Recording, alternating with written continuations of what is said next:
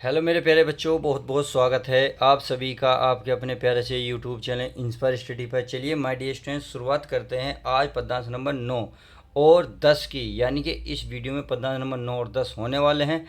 इससे पहले पद्यांश नंबर 1 से लेके 8 तक जो पुनर्मिलन चैप्टर है कक्षा 9th का, उसको मैंने अच्छे से एक्सप्लेन कर दिया है। यदि आपने अभी तक वीडियो नहीं देखी तो प्लीज़ प्लेलिस्ट में जाइएगा, वहाँ वीडियो आपको सब कुछ मिल जाएगा, या डिस्क्रिप्शन में लिंक डाल दिया है मैंने, वहाँ आप वीडियो को चेक कर सकते हैं। तो चलिए, आई होप मेरी बात सारी क्लियर हो गई होगी। तो बिना किसी देरी के एक एक शब्द का मतलब पन्ना नंबर 9 में समझते हैं। फिर आपको नोट्स भी दिखाएंगे जिसमें आप संदर्भ प्रसंग व्याख्या को अच्छे से कर पाएँ। तो समझ गए? तो चलिए शुरुआत करते हैं। आई होप पहला पद्यांश नंबर 9 अच्छे से समझ में आएगा। तो चलिए देख लेते हैं। ये कह रहा, उधर कुम्हार देखता ऊंचे मंदिर मंडप वेदी को। यानी कि उधर यानी कि किधर की दूसरी साइड में। उधर यानी कुमार माने जो पुत्र था, देखता है ऊंचे मंदिर यानी कि ऊंचे मंदिर को देख रहा है, और मंडप को देख रहा है, और वेदी को, वेदी कहते हैं देखिए यज्ञ वेदी, यानी यज्ञ वेदी को भी देख रहा। यानी कि जो कुमार ये पुत्र था उसका, मनु का जो पुत्र था, ऊंचे मंदिर मंडप और वेदी को उधर देख रहा था दूसरी साइड। आगे देखते हैं।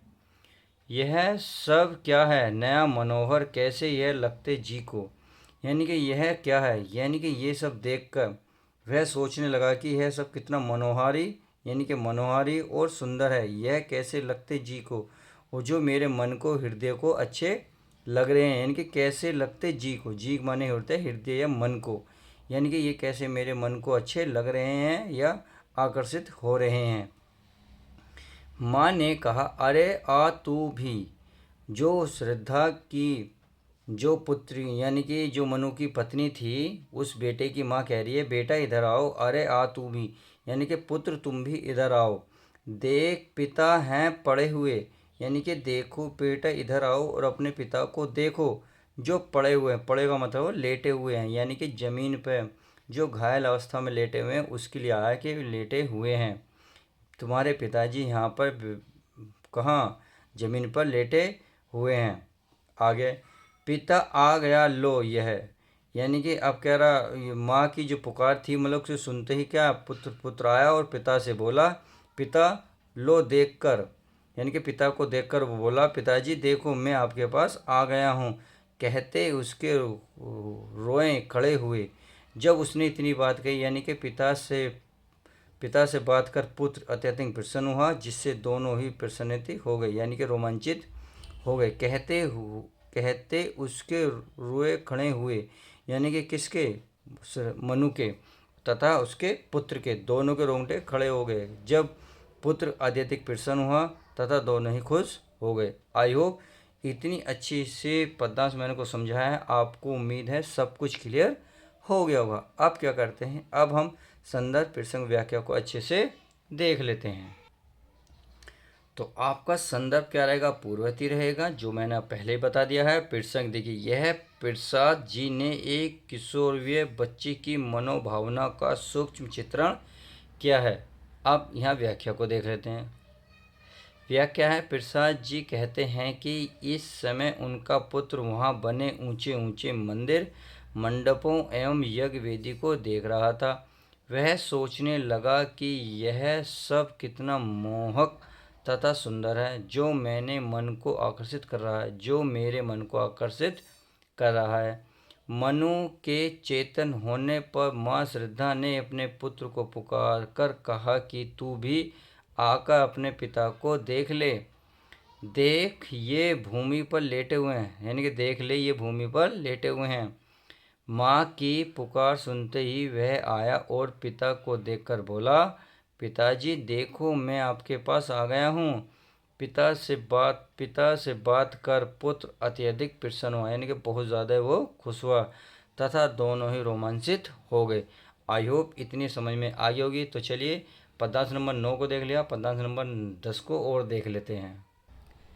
तो चलिए पद्यांश नंबर की शुरुआत करते हैं। इसको भी बहुत ध्यान से पढ़ेंगे, एक एक शब्द का अर्थ को जानेंगे, फिर उसके बाद हम क्या करेंगे, संदर्भ प्रसंग और व्याख्या को अच्छे से पढ़ेंगे। चलिए, जरा माँ जल दे कुछ प्यासे होंगे, यानी कि ये कब की बात है, जब मनु जी पृथ्वी पर घायल अवस्था में पड़े हुए थे और उसकी माँ मनु के पास बैठे हुई थी, तब पुत्र ने क्या कहा उसकी बात कहते हैं। कह रहे माँ जल दे दे, यानी कि मम्मी पापा को जल दे कुछ प्यासे होंगे, पिताजी जो हैं हमारे कुछ प्यासे होंगे। सही है। यानी कि ये कह रहे पुत्र अपनी माता श्रद्धा से पिता को पाने के लिए कुछ कहता है, कि वह कहता है कि पिताजी प्यासे होंगे, इन्हें जल लाकर दीजिएगा। सही है। क्या बैठी कर रही हो यहाँ, यहाँ पर बैठे हुए क्या कर रही हो, क्या बैठी कर रही हो, यानी कि यहाँ पर बैठकर आप कर क्या रही हो। माँ पिताजी को जल दो और वे कुछ प्यासे होंगे। मुखर हो गया यह सुन, यानी कि जब पुत्र ने इतनी बात कही तो उसकी मधुर आवाज़ से सारा मंडल, यानी कि मुखर हो गया। मुखर देखो ये रहा है, इसमें मुखर माने शब्दयान, यानी कि सारा मंडल मुखयान हो गया। सूना मंडल, यानी कि जो सूना मंडल था वह मुखरयान हो गया, यानी कि उस वहाँ पे क्या हो गया, सूना जो मंडल था वो ख़त्म हो चुका था। यह सजीवता रही कहाँ, यह सजीवता यानी कि प्राणवत्ता, यह सजीवता कहाँ रही, यानी कि ये कह रहे हैं वहाँ की निर्भरता भंग हो गई और सजीवता छा गई, यानी कि प्राणवत्ता वहाँ छा गई। आत्मीयता घुली उस घर में, आत्मीयता जो वहाँ पहले नहीं था, कुछ ही क्षणों में वहाँ कण कण में आत्मीयता का अभाव होने लगा। ये कह रहे हैं यानी कि कुछ ही क्षणों में, यानी कि कुछ समय में ही वहाँ पर जो कण कण में आत्मीयता का अभाव होने लगा। छोटा सा परिवार बना और वहाँ जो उपस्थित थे कौन कौन थे, मनु की पत्नी और उसका बेटा और ईड़ा, तो एक छोटा सा परिवार था। उन सब से क्या बन गया, एक छोटा सा परिवार बन गया। छोटा छाया एक मधुर स्वर उस पर एक मधुर छाया है, यानी कि ये कह रहे हैं वहाँ परिवार जैसा सुखद वातावरण बन गया। चाहिए जी, छाया एक मधुर स्वर सा, यानी कि पूरी लाइन है, छोटा सा परिवार बना, छाया एक मधुर स्वर पर, और सब एक स्वर में बोलने लगे, यानी कि सब एक साथ रहने लगे। श्रद्धा का संगीत बना और श्रद्धा को यह सब एक संगीत के समान सुहाना लगने लगा, अर्थात सब उसे अच्छा लगने लगा, क्योंकि उसका पुत्र उसके पिता अपने पति से मिल चुका था और मनु जो है धीरे धीरे स्वस्थ हो रहा था। क्यों, क्योंकि वह श्रद्धा से मिल चुका था। आई होप इतनी बात समझ में आ गई होगी। तो चलिए अब इसका संदर्भ प्रसंग और सब कुछ देख लेते हैं। देखिए जैसे ये रहा आपके सामने, क्या है यहाँ आपके संदर्भ, तो संदर्भ आपका पूर्ववर्ती रहेगा प्रसंग। प्रस्तुत पद्यांश में कवि ने श्रद्धा के पारिवारिक मिलन का आत्मीयतापूर्ण सजीव चित्रण किया है।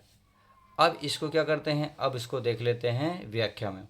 चलिए व्याख्या को भी अच्छे से पूर्णतः पढ़ लेते हैं। यह है, पुत्र अपनी माता श्रद्धा से पिता को पानी देने के लिए कहता है। वह कहता है कि पिताजी प्यासे होंगे, इन्हें जल लाकर दीजिएगा। बालक की मधुर आवाज़ से सारा मंडप झकार युक्त हो गया। वहाँ की वीरवता भंग हो गई और सजीवता छा गई, जो वहाँ पहले नहीं था। कुछ ही क्षणों में वहाँ कण कण में आत्मीयता का आभास होने लगा तथा वहाँ परिवार जैसा सुखद वातावरण बन गया। श्रद्धा को यह सब एक संगीत के समान लगा, अर्थात अब उनके बीच आनंद ही आनंद का भाव विद्वान हो रहा था। तो उम्मीद है इतनी बात सब कुछ समझ में आ गई होगी। तो आज इस वीडियो में इस चैप्टर का फिनिश करते हैं। इससे पहले मैंने सब कुछ कवर करा दिया है। अब आई होप सब कुछ पसंद आया होगा। यदि पसंद आया हो तो प्लीज़ वीडियो को लाइक कर दिया करो और दोस्तों में ज़्यादा से ज़्यादा शेयर किया करो। तो चलिए मिलते हैं किसी और नेक्स्ट पार्ट में नेक्स्ट वीडियो के साथ। जब तक के लिए तो good bye, take care, love you guys, अपना ध्यान रखें।